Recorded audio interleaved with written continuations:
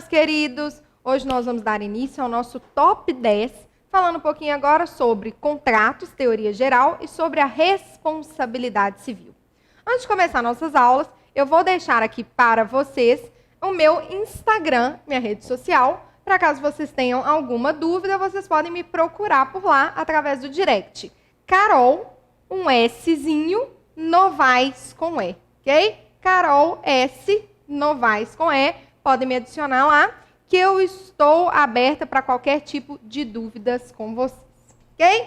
Então vamos passar diretamente para a nossa aula, para o nosso top 10 aqui no jogo rápido. Nosso top 10, as nossas 3 primeiras dicas, nós vamos falar sobre as exceções do princípio da relatividade. O que é isso? O princípio da relatividade, ele me fala que, regra geral, o contrato ele só produz efeito entre as partes. Então, entre contratante e contratado. Em regra geral, eu não posso fazer um contrato que vá trazer efeitos nem positivos, nem negativos para terceiros que não são parte dessa relação contratual.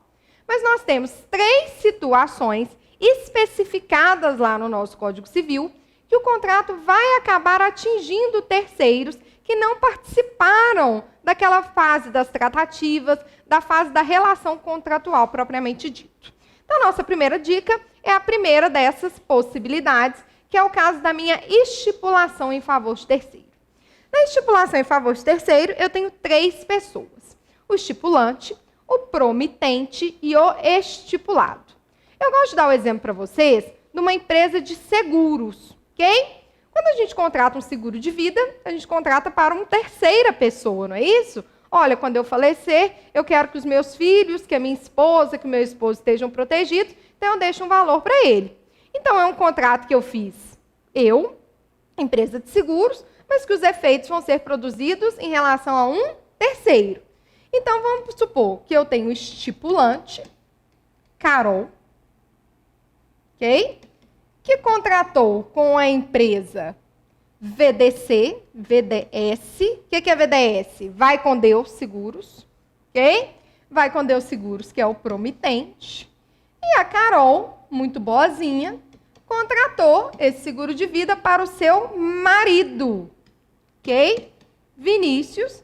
E o Vinícius vai ser o estipulado, também conhecido como o terceiro dessa relação. Por que é exceção ao princípio da relatividade, gente? Porque o contrato foi feito entre estipulante e promitente, Carol e Vai com Deus Seguros, mas acabou atingindo a terceiros deste estipulado, Vinícius. Não é isso? O que a gente tem que saber aqui? Vamos voltar para o slide. A relação em relação à estipulação em favor de terceiro. Nós temos que saber que tanto o estipulado quanto o estipulante podem exigir a execução desse contrato. Claro que no exemplo que eu dei aqui, né, gente, o estipulante já morreu, então ele não pode vir lá do céu exigir que o seguro de vida possa ser cumprido. Mas esse é só um dos exemplos de estipulação em favor de terceiro. Eu posso ter uma estipulação em favor de terceiro, por exemplo, de um seguro de saúde, etc. Tanto quem contratou quanto o beneficiário podem exigir a execução desse contrato. Agora, o que mais cai é o seguinte: o estipulado, que é esse terceiro, ele pode ser substituído a qualquer tempo e ele não precisa da sua autorização. Eu não preciso da autorização do beneficiário para substituí-lo. Então, vem aqui de novo na lousa, no exemplo que eu dei para vocês.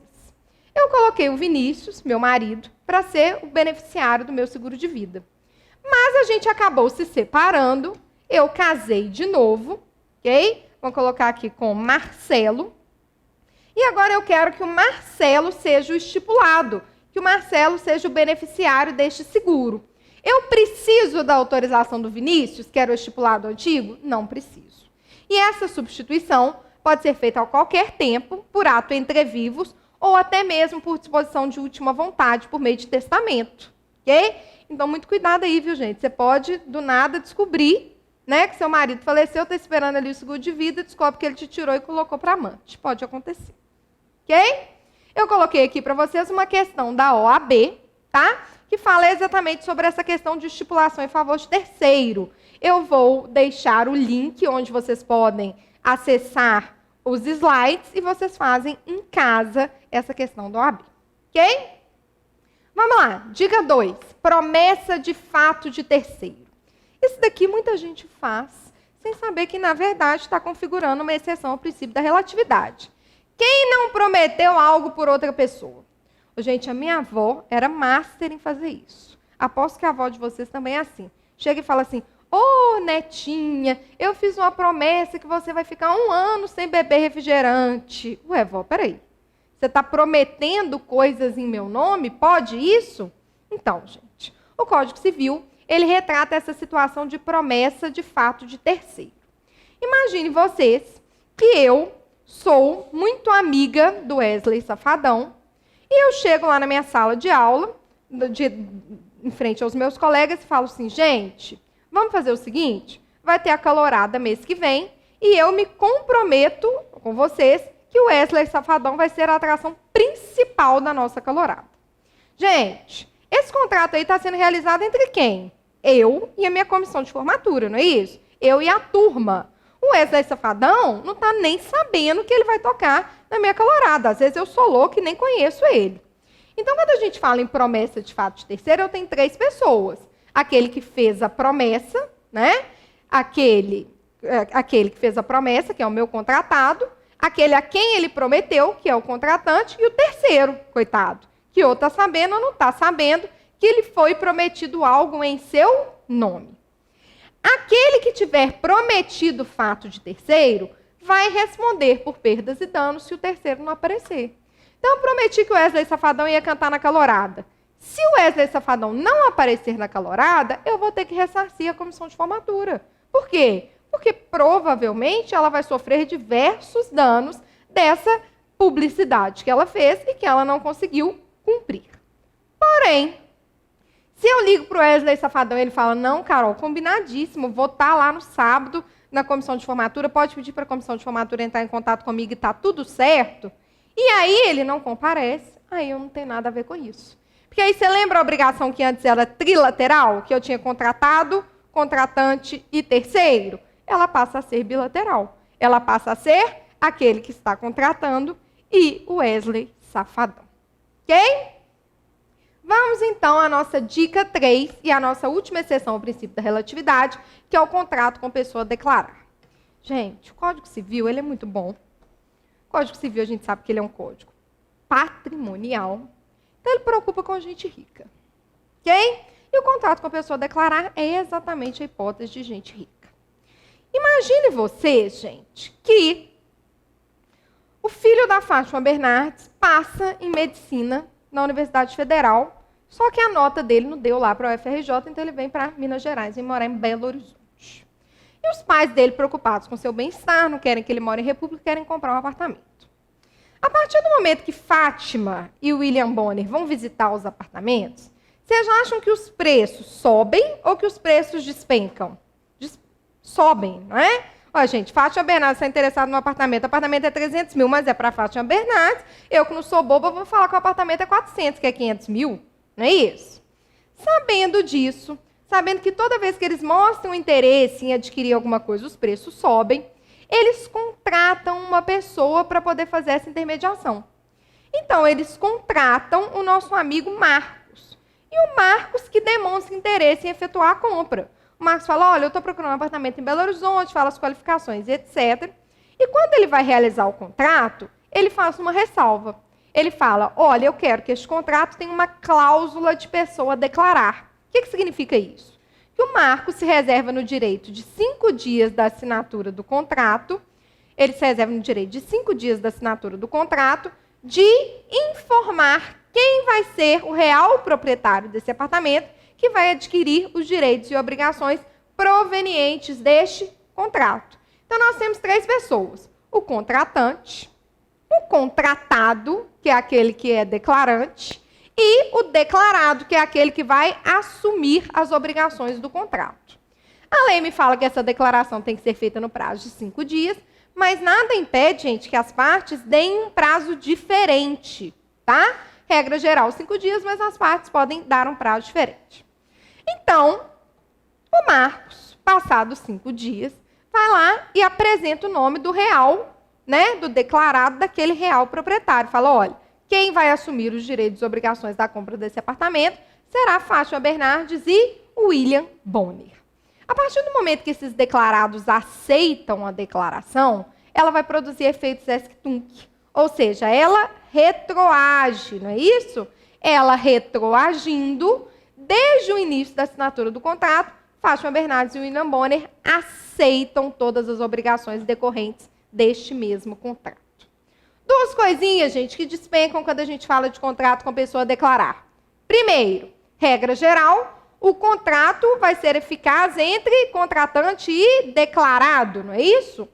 Mas o contrato pode atingir apenas os contratantes originários se, na primeira hipótese, houver a indicação de uma pessoa e esta não aceitar, ok? Ou se não houver a indicação desta pessoa.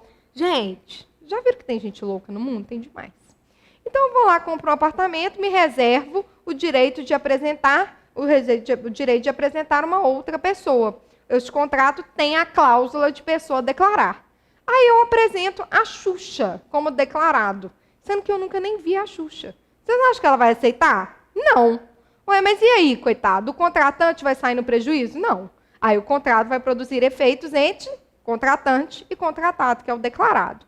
A mesma coisa se eu acabo não indicando ninguém. O contrato continua produzindo os efeitos entre os contratantes originários. A segunda hipótese é a hipótese se a pessoa nomeada era insolvente e a outra pessoa o desconhecia no momento da indicação.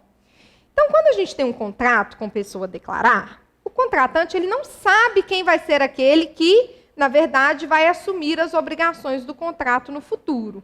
Então, se ele não sabe, seria um contrato de risco, no final das contas, acabar realizando um contrato com uma pessoa que não tem dinheiro para pagar. Porque a gente sabe que quando eu realizo um contrato, principalmente de grande vulto, eu tenho que verificar se ou a pessoa tem dinheiro para pagar ou se ela tem algum patrimônio no nome dela que pode ser penhorado para o pagamento da dívida. Se a pessoa não tem nenhum desses dois, eu estou fazendo um negócio arriscado, porque a pessoa pode levar e eu posso nunca receber. Um contrato com a pessoa a declarar, então, como você não sabe quem vai ser este declarado, como fica no escuro, você tem que ter a segurança de que, se esse declarado for uma pessoa insolvente e você não sabia disso, o contrato vai produzir os efeitos entre contratante e contratado originários. Quando eu falo você não sabia disso, eu estou colocando você contratante, tá? Eu estou me referindo a você como contratante. Combinado? E a última hipótese. Se a pessoa também que eu nomeei era incapaz ou insolvente no momento da nomeação, o contrato vai continuar produzindo seus efeitos entre os contratantes originários. Ok? Então, é isso que você tem que pensar. Vamos desenhar aqui para ficar tranquilinho na cabeça de vocês. Tá? Num contrato com pessoa a declarar, então, eu tenho o contratante. Ok? O contratante, gente, nós vamos pensar aqui que ele é o vendedor do apartamento. Tá? Nós temos o contratado, que na verdade é o meu declarante. E nós temos o declarado, que vai ser o terceiro e que vai ser aquele que realmente está interessado em comprar o apartamento. Vou colocar aqui real proprietário. Então, o contrato com pessoa a declarar, ele se inicia com duas pessoas apenas, com o vendedor e com o contratado declarante que se assume como comprador. Só que o contratado declarante, ele fala, olha, no prazo de 5 dias, eu me reservo no direito de apresentar outra pessoa como comprador. E essa outra pessoa que vai assumir as obrigações do contrato, ela que vai pagar as prestações e etc.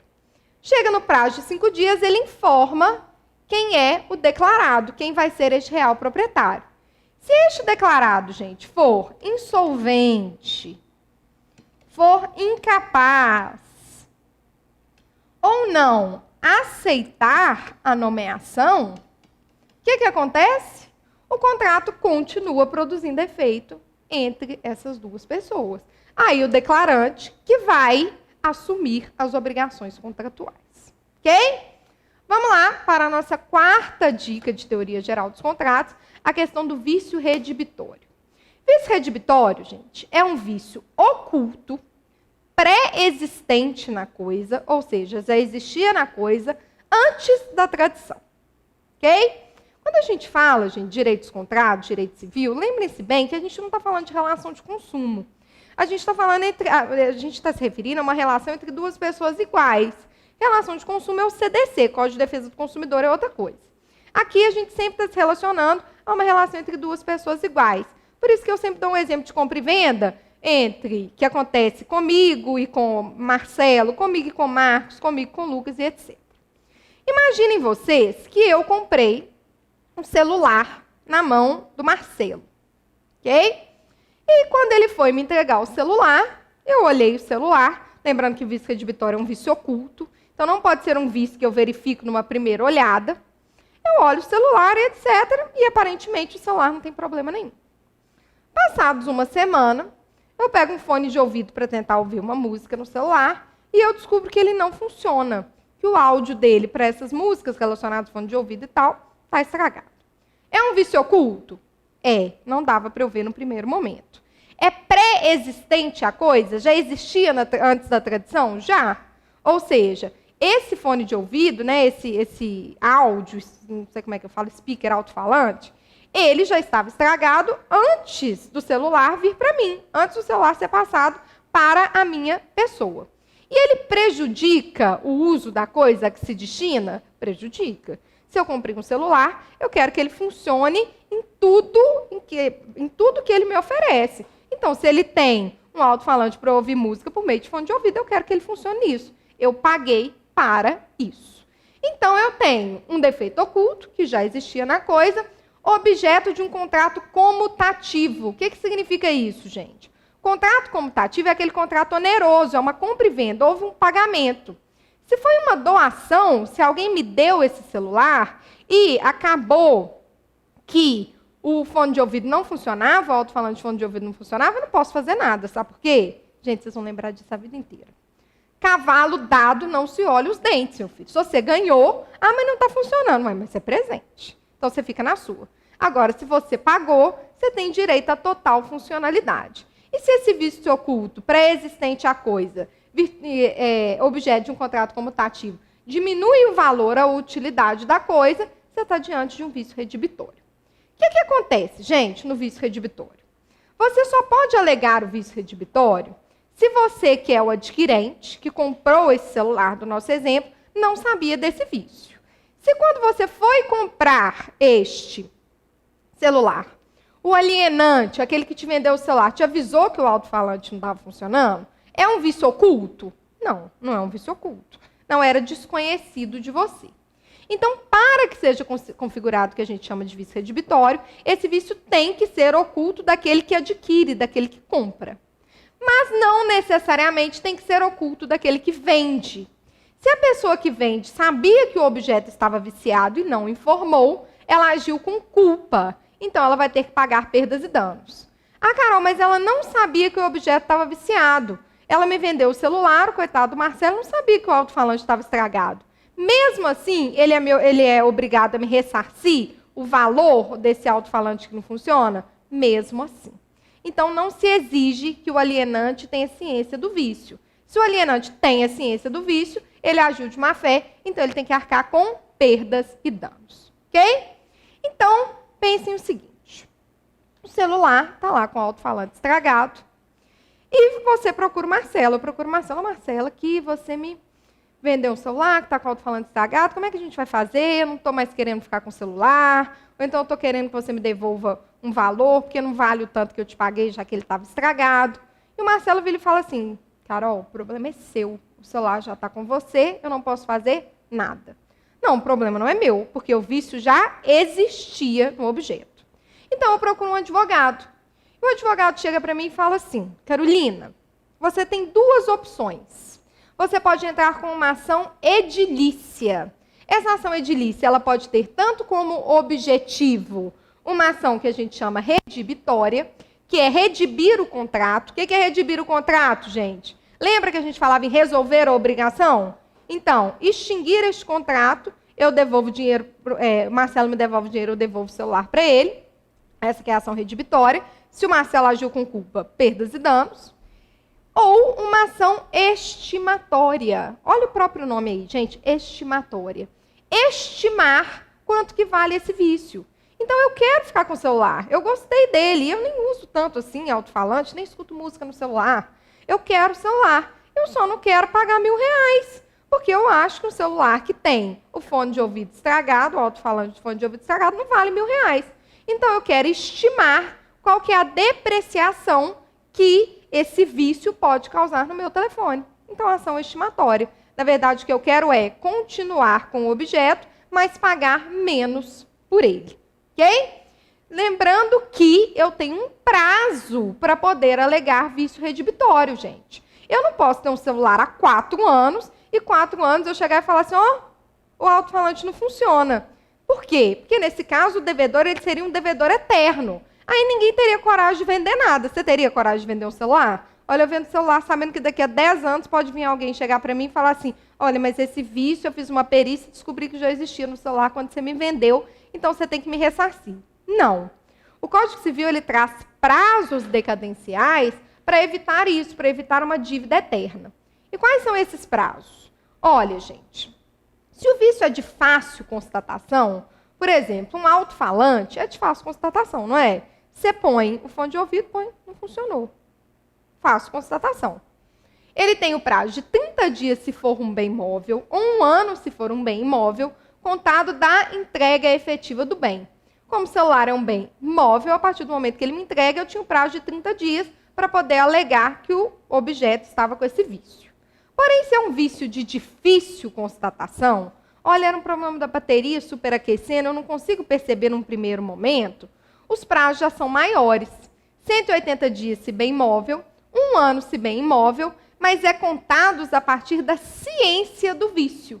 A partir do momento que o adquirente descobre o vício, ele tem esse prazo para poder alegar. Lembrando que, se o adquirente já estava na posse do bem, o prazo vai começar a contar aqui, ó, no vício de fácil constatação, da alienação e cai pela metade. Como assim, Carol? Gente, hoje em dia nós estamos vendo muito Uber, não é? E várias vezes a gente entra no Uber, conversando com o motorista, a gente descobre que o carro é alugado. Imagina então que eu sou motorista de Uber e estou com um carro alugado pelo prazo de 6 meses, ok? Depois desses 6 meses eu decido adquirir o carro, eu decido comprar esse mesmo carro. Só que quando eu compro, no momento da alienação, ele já estava em minha posse. Então eu já tinha 6 meses passados para poder descobrir se esse carro estava com algum vício pré-existente. Então, a partir do momento que eu adquiro esse bem, o prazo cai pela metade. Bem imóvel, 30 dias, vai passar para quê? Para 15 dias. Ah, Carol, mas era um problema na suspensão, era um vício de difícil constatação. 180 dias, vai passar a ser, então, 90 dias. Ok? Vamos fazer essa questãozinha aqui da OAB, só para vocês entenderem como que vício redibitório tem caído na prova da ordem. Em 12 de setembro de 2012, Silvio adquiriu de Maurício, por contrato particular de compra e venda, um automóvel ano 2011 por R$34.000. 20 dias após a celebração do negócio, Silvio tomou conhecimento que o veículo apresentava avarias na suspensão dianteira, tornando seu uso impróprio pela ausência de segurança.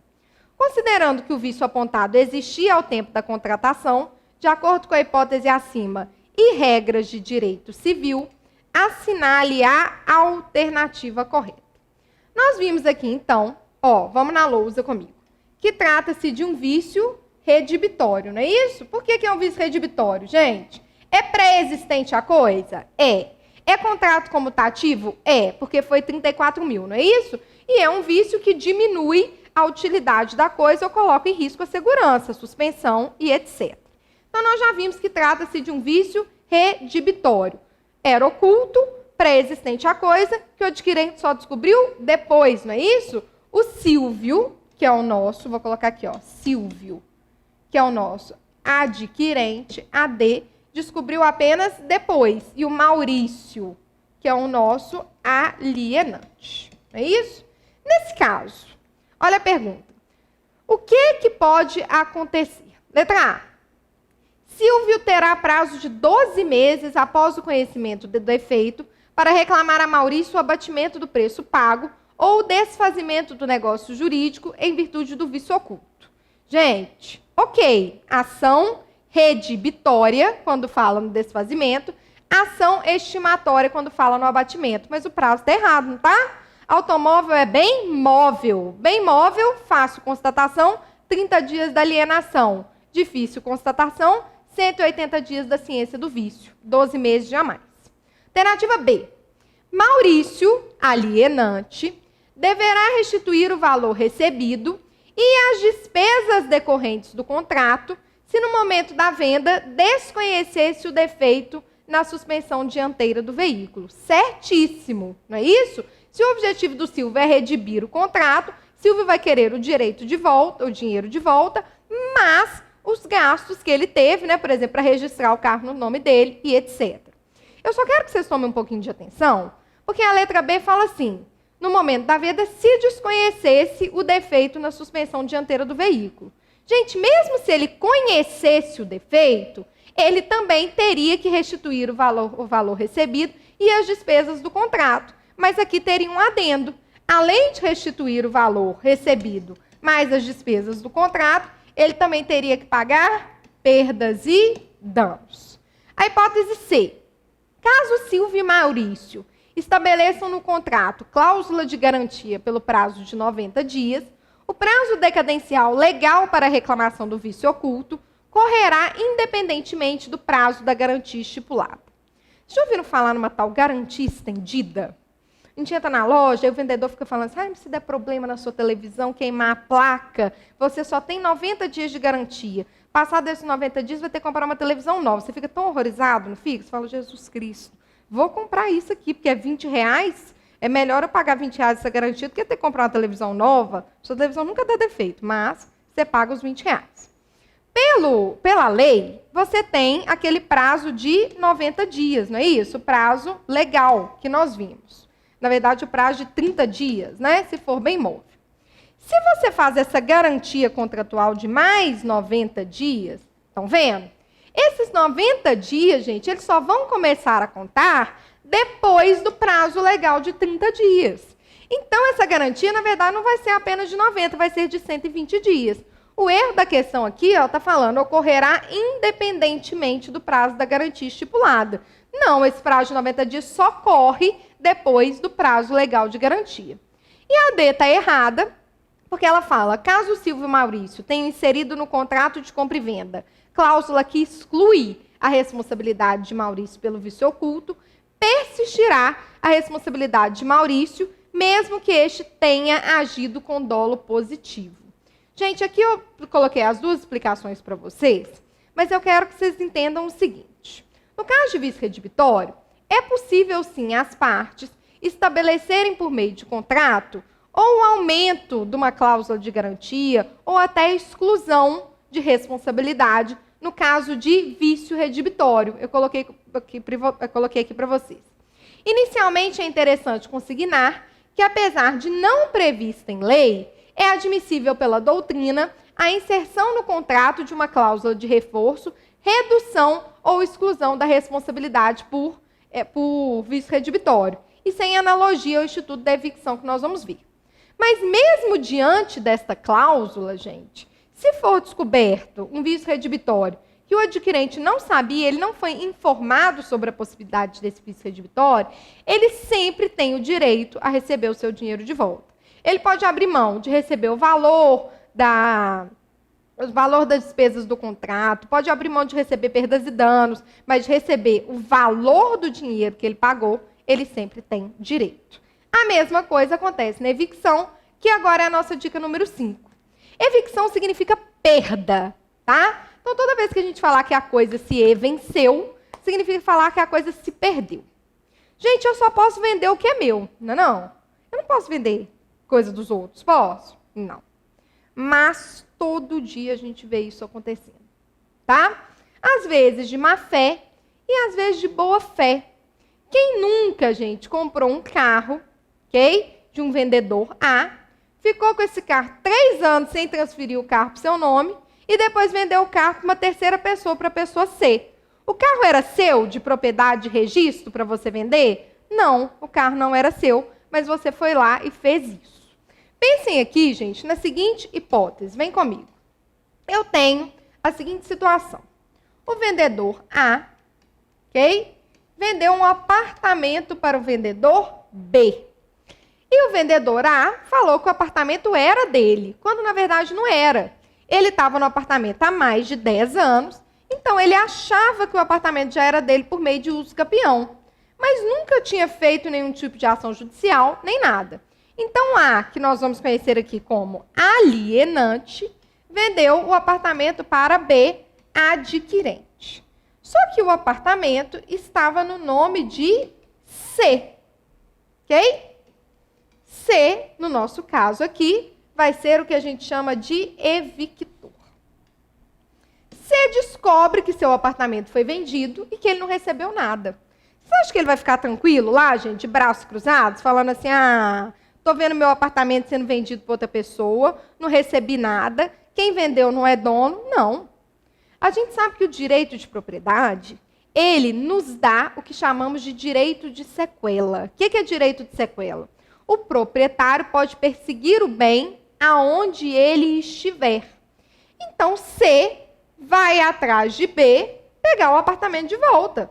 Entra com uma ação judicial de busca e apreensão e fala assim, olha, este apartamento me pertence. E apresenta o registro e fala, eu quero meu apartamento de volta. B fica sem saber, apresenta na lide o contrato de compra e venda. Fala, não, eu adquiri o contrato de A. A foi o alienante, eu adquiri o apartamento dele, paguei o valor de R$130 mil. Como assim? Agora você vem falar que o apartamento não é meu?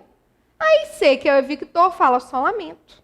Você comprou um apartamento de uma pessoa que não era dono. Por que você não verificou o registro? Ok.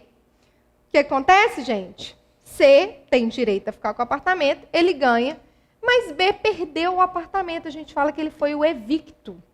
Gente, e aí? Ele perdeu o apartamento e perdeu os 130 mil? Vai ficar por isso mesmo? Não. Ele vai se voltar contra o alienante que vendeu, requerendo o quê, gente? O valor que ele pagou. Por isso que a gente fala nessas três pessoinhas. Alienante, aquele que vende o que não lhe pertence, vende para o adquirente e vende um bem de propriedade do evictor. Esse evictor se volta contra o adquirente, que é quem está na posse do bem, querendo o bem de volta. Lembra que eu falei com vocês que no vício redibitório, no contrato, pode ter uma cláusula que pode reforçar, diminuir ou até excluir a responsabilidade pelo vício redibitório? Aqui na evicção da mesma forma. Mas, mesmo que tenha uma cláusula excluindo a responsabilidade pela evicção, caso esse bem seja evicto, caso esse bem venha a se vencer, lembre-se que a parte sempre tem direito a quê, gente? A receber o preço que pagou pela coisa evicta, se não soube do risco da evicção ou dele informado não assumiu. Eu assinei um contrato padrão lá que falava que exclui-se o direito de garantia de evicção. Ninguém me falou sobre essa possibilidade de evicção. Eu perco o apartamento em virtude da evicção, pelo menos o direito de receber o dinheiro que eu paguei, eu tenho. Carol, eu até fui informado do risco da evicção. Eu comprei, na verdade, um apartamento que ainda estava sob inventário. Aí o herdeiro que me vendeu falou assim, olha, pode que no final das contas, acabar que os meus irmãos não concordem com a venda desse apartamento. Mas eles estão, assim, 100% hoje, mas pode ser que amanhã que não. Aí eu viro e falo assim, ok, estou até sabendo do risco da evicção, mas eu não assumo, não. Se os seus irmãos não aceitarem a venda, eu quero meu dinheiro de volta. Então, eu fui informado do risco da evicção, mas eu não o assumi. Nesse caso, mesmo que tenha uma cláusula excluindo o direito de garantia, eu vou ter direito a receber o valor que eu paguei. Vamos para um de olho no OAB aqui. José celebrou com Maria um contrato de compra e venda no imóvel de valor de R$100 mil. Quantia paga à vista, ficando ajustada entre as partes a exclusão da responsabilidade do alienante pela evicção. A respeito desse caso, vindo a adquirente a perder o bem em decorrência de decisão judicial favorável a terceiro, assinale a afirmativa correta. Aqui é realmente a hipótese de uma evicção. Nós vamos só direto na afirmativa correta, para vocês terem uma ideia do que trata essa questão. Não obstante a cláusula de exclusão da responsabilidade pela evicção, se Maria não sabia do risco ou dele informada não o assumiu, deve José restituir o valor que recebeu pelo bem imóvel, ok? Aqui nós já estamos vendo que as outras estão erradas, porque a A fala que não pode ter cláusula excluindo da garantia da evicção, a gente sabe que pode.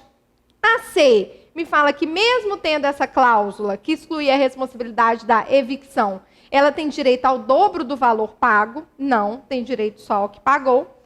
E a D me fala que o valor a ser restituído vai ser aquele de quando foi ajustado a celebração do contrato. E não, o valor a ser restituído é o valor do bem na época que ele se evinceu, na época que ele se perdeu. Então, se eu comprei o apartamento por 100 mil e na época que ele é retirado da minha posse, ele foi valorizado e vale 150, eu tenho que ser restituído pelo valor de 150 mil reais. Aqui eu trouxe para vocês um artigo que fala sobre os direitos do evicto. Salvo estipulação em contrário, tem direito o evicto, além da restituição integral do preço que pagou, a indenização dos frutos que tiver sido obrigado a restituir, a indenização pelas despesas do contrato e pelos prejuízos que diretamente resultarem da evicção, as custas judiciais e os honorários do advogado por ele constituído.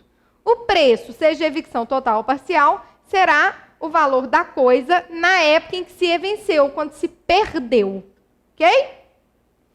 Agora, nós vamos, nossa ultimazinha dica de contrato, falar sobre a minha boa-fé, sobre o princípio da boa-fé. A gente sabe que o princípio da boa-fé pode ser tanto subjetivo quanto objetivo. O princípio da boa-fé subjetivo é a pessoa achar que ela está agindo dentro da moral, a pessoa achar que ela é honesta, ela achar que ela não está passando a perna em ninguém. Ou seja, realizar um contrato, a boa-fé subjetiva é o que ela entende dela mesma, é aquela boa-fé interna. E a boa-fé objetiva é expressar essa honestidade, essa lealdade, essa confiança através de ações. A boa-fé objetiva é o seguinte, tem uma frase que fala: mulher de César não basta ser honesta, tem que parecer honesta. Então é a boa-fé objetiva. Não basta que eu seja honesta, eu tenho que demonstrar a minha honestidade, confiança, retidão através de ações. A boa-fé objetiva, o princípio da boa-fé, na verdade, ele determina diversas obrigações dentro de um contrato, mesmo que essas obrigações não estejam dispostas de forma expressa. Então, quando você realiza um contrato, você é obrigado a ser honesto, você é obrigado a ser íntegro, você é obrigado a dar informações, você é obrigado a ser sigiloso, você é obrigado a ser transparente com a outra pessoa, com o contratante, mesmo que isso não esteja disposto de forma expressa num contrato. Eu brinco muito que o namoro, hoje em dia, já está virando um contrato de namoro. E quando você termina com uma pessoa, mesmo que vocês não tenham combinado isso, mesmo que não tenha sido um contrato verbal, você deve à pessoa o dever de sigilo sobre tudo que aconteceu na relação, você deve à pessoa uma honestidade, você deve à pessoa uma transparência. Então, a gente chama esses deveres de deveres implícitos, deveres anexos ou deveres laterais de conduta, que mesmo que não estejam expressos num contrato, de forma escrita, ou que não tenha sido acordado entre as partes de forma verbal, obriga as partes, porque são deveres que derivam da boa-fé. Hoje em dia, a gente tem dois deveres anexos laterais de conduta que estão super na moda. O primeiro deles é o duty to mitigate the loss. Duty to mitigate the loss é dever de mitigar o próprio prejuízo. Ok? Imagina que você está dirigindo, alguém bate no seu carro, tá? E a partir do momento que a pessoa bate no seu carro, ela sai preocupada e fala: nossa senhora, meu Deus, mil desculpas e etc. Meu celular acabou a bateria, eu vou ali no orelhão, nem existe mais, né? Vou ali no orelhão rapidinho chamar a polícia para fazer o BO. Quando a pessoa vai fazer o BO, decorrente da batida, o seu carro começa a pegar fogo. Mas é um fogo pequenininho, que se você pegasse o extintor, jogasse, acabou esse fogo. O carro está lá pegando fogo, você cruza os braços e fala assim: batida desvaloriza meu carro, eu que vou deixar esse carro queimar todo aí, porque vai dar perda total e eu ganho um carro novo. Gente, nesse caso, você não agiu conforme a boa-fé. Você agravou o seu próprio prejuízo.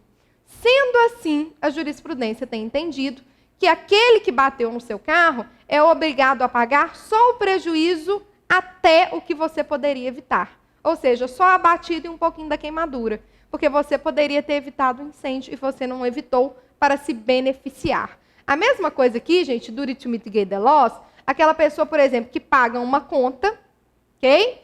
E vem uma cobrança dessa conta. Ela teria o dever de pegar o telefone, ligar para quem está cobrando, falando assim, ligar para o credor, né, falando, olha, eu já efetuei o pagamento, está aqui, data tal. Ela não liga, ela fala, eu não. Eu que não vou ligar, vou deixar meu nome ir para o SPC, porque quando meu nome for para o SPC Serasa, eu comprovo que eu paguei, e comprovando que eu paguei, eu tenho direito a danos morais. Ela está agravando o seu próprio prejuízo. Se ficar comprovado isso, ela perde o direito a danos morais. E outro dever anexo lateral de conduta que está na moda é o nemo potest venire contra factum próprio. Vocês veem que a gente aqui é trilingüe. Nossa aula a gente fala latim, inglês, português, até russo, se bobear. O que é isso, gente? Nemo potest venire contra factum próprio. Nemo potest venire contra factum próprio, gente, é o seguinte, você não pode criar expectativas na parte contrária e depois frustrá-las, ok? Tem um leading case, um caso muito famoso, que é o da Sica Tomates. A Sica Tomates, ela faz sua propaganda, né? Hoje em dia eu nem sei mais se existe, acho que acabou tendo uma fusão com outra empresa. Mas há muito tempo a Sica Tomates, ela fazia uma propaganda falando que os seus tomates vinham de sementes selecionadas. E realmente vinha. Mas o que a Sica fazia? Todo início de plantação, ela passava em diversos fazendeiros e entregava essa semente de tomate. Só que ela não fazia nenhum tipo de contrato. Ela não fazia nenhuma promessa de contrato, falando assim, olha, plante esses tomates que no final eu virei e vou comprar a plantação toda. Não. Ela apenas dava essa semente de tomate. Só que a cada final da plantação, ela voltava e fazia o quê? Comprava a plantação inteira. Então, esses plantadores, esses fazendeiros, só plantavam essas sementes porque eles sabiam que a Sica compraria, né? Era o quê? A expectativa criada pela Sica. Até que um belo dia a Sica não comprou. Voltou e não comprou nenhum dos tomates. Esses plantadores perderam toda uma safra, porque ninguém ia comprar tomates especiais, só a Sica que comprava esses tomates especiais. Não tinha nenhum tipo de contrato, a Sica nunca prometeu que compraria esses tomates. Mas era uma atitude recorrente dela. Então, ela não agiu de boa fé quando ela quebrou essa expectativa em relação a esses fazendeiros. A justiça determinou que a Sica deveria ressarcir estes fazendeiros. Nós já vamos entrar aqui no tópico da responsabilidade civil com 4 dicas, 7, 8, 9 e 10, para a gente terminar o nosso quadro Top 10 OAB, Contratos e Responsabilidade Civil. A minha dica 7 de responsabilidade civil é uma dica mais geral. A responsabilidade civil, ela vem de uma teoria chamada neminem leadere. O que é neminem leadere? É a proibição de ofender. Todos nós temos o dever de não causar danos a outrem. Vocês lembram que a nossa mãe vira e fala assim, geralmente pra gente, olha, você pode fazer tudo que você quiser, desde que você não cause prejuízos a terceiros, desde que você não interfira na liberdade de terceiros. Olha, faça o que você quiser, desde que você não prejudique ninguém. É exatamente o neminem leadere. Todas as pessoas têm o dever de não prejudicar as outras, de não causar prejuízos às outras, seja através de atos lícitos ou através de atos ilícitos.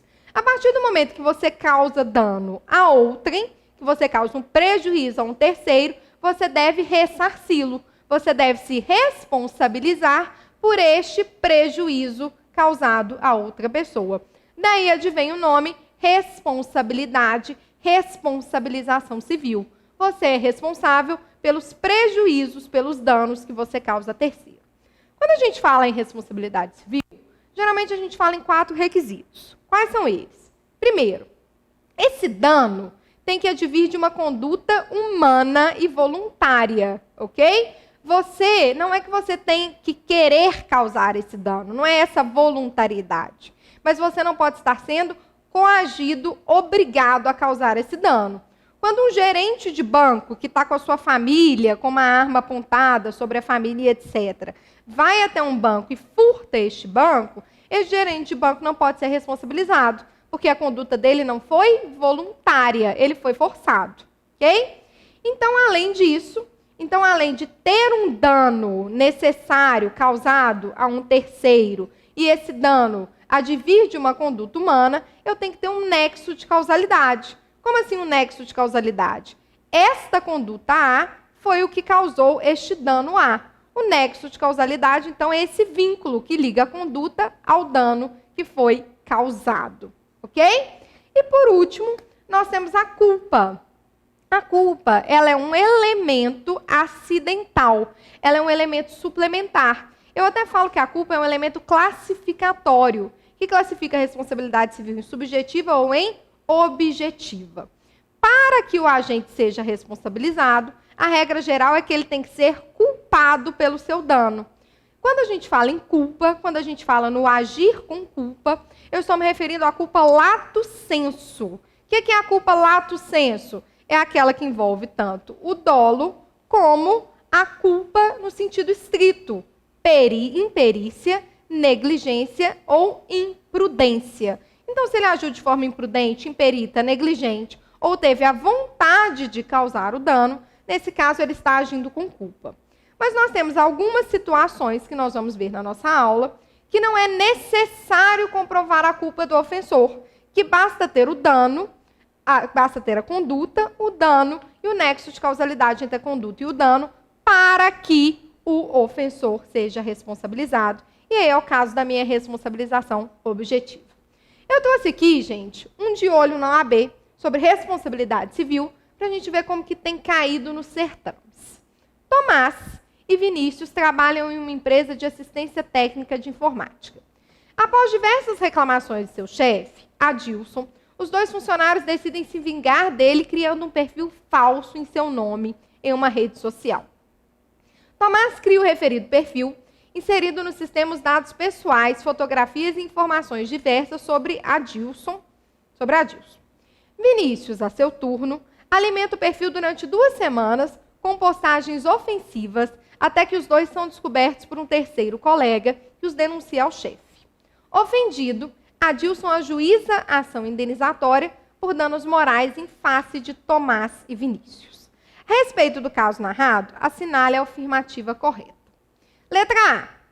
Tomás e Vinícius são corresponsáveis pelo dano moral sofrido por Adilson e devem responder solidariamente pelo dever de indenizar. Essa resposta que está correta, por causa aqui, gente, do artigo 942. Os bens do responsável pela ofensa ou violação de direito de outrem ficam sujeitos à reparação do dano causado.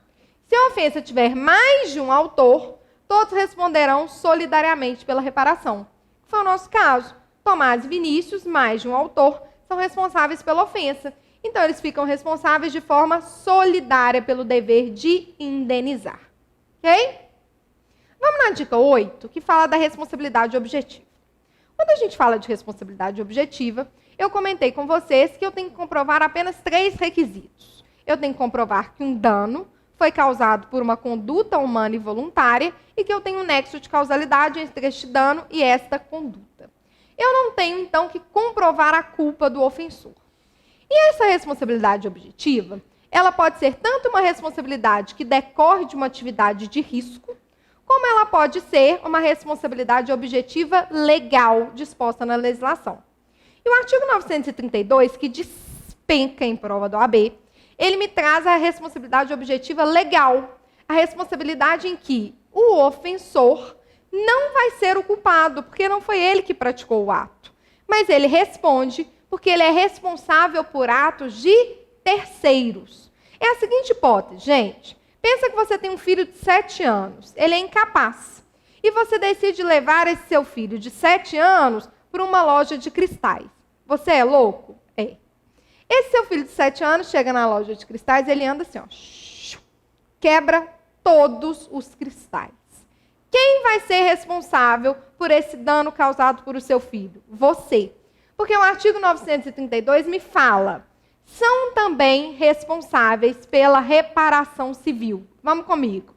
Os pais pelos filhos menores, o tutor e o curador pelos pupilos e curatelados, o empregador ou comitente pelos atos dos seus empregados, os donos de hotéis, hospedarias, casas e etc., pelos seus hóspedes, moradores e educando, e os que gratuitamente houverem participado nos produtos de crime até a concorrente quantia.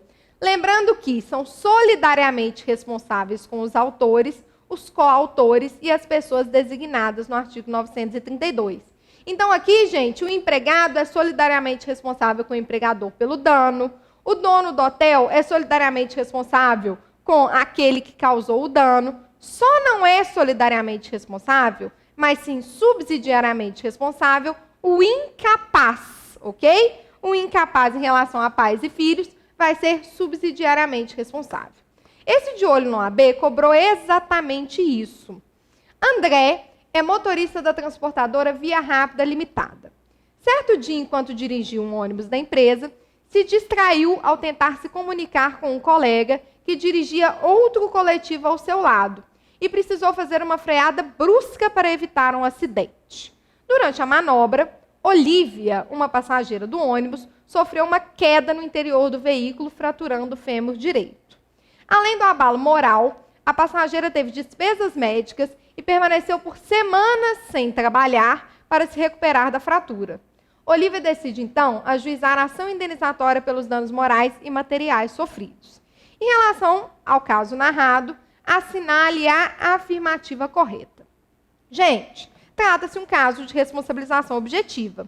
Olívia, que foi quem sofreu o dano, ela pode ajuizar a ação tanto contra o empregador quanto contra o empregado, que a gente sabe que o empregador é responsável pelos atos dos seus empregados. E a gente sabe que empregado e empregador são responsáveis de forma solidária. É a letra B.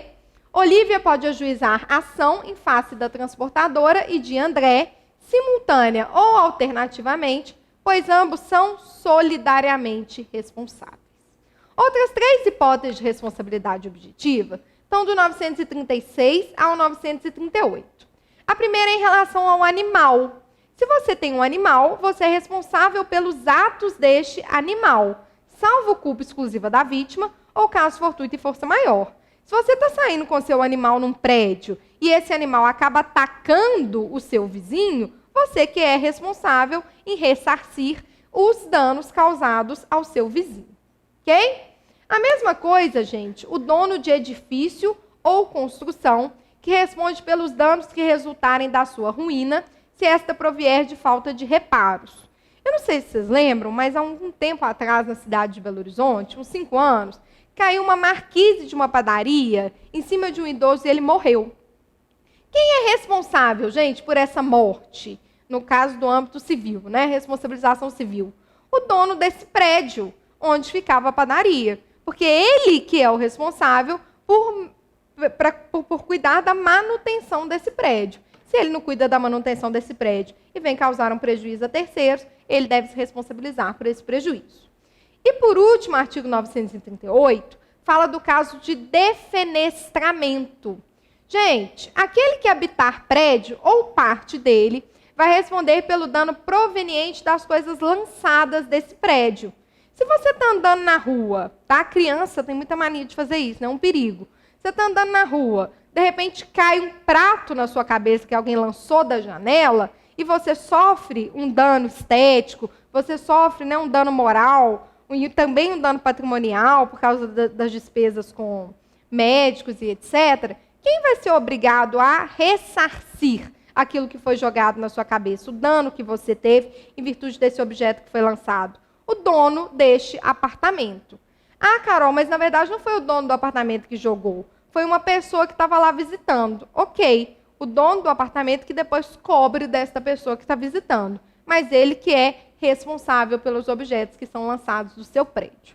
Eu coloquei aqui para vocês uma questão, ok? Como eu disse para vocês, embaixo no link, eu vou deixar um link que vocês podem acessar ao slide. Então, vocês façam essa questão, ok? Essa questão diz exatamente sobre essa hipótese da responsabilização em relação a animais.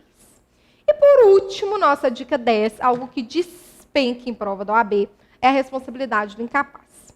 A gente viu no 932 que os pais são responsáveis pelos atos do seu filho incapaz. E eu contei para vocês que o incapaz, via de regra, ele não responde pelos seus atos.